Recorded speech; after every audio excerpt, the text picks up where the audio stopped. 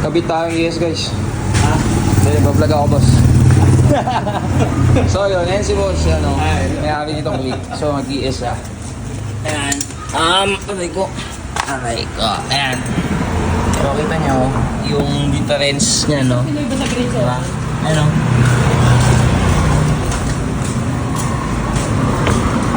Layo. Yan. Yan, no? So yun.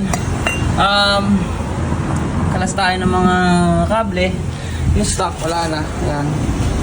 Sabi tayo ng pang-Aerox para umabot sa likod. Tapos, ano ba? Airbox bracket. Ayan. Yun. Para makabit. Nasa mamaya, montage natin pagkalaas sa motor. Okay. So, yun mga boss, na-install na natin. Ayan o, ES 2.5. So, medyo bumaba na yung likod niya. Hindi natin close. Ano, okay naman.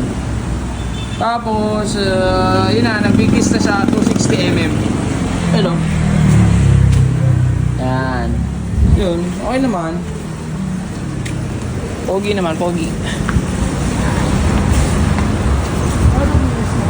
Pogi. Pogi na yan. Tangina. Tangina nyo. Natural na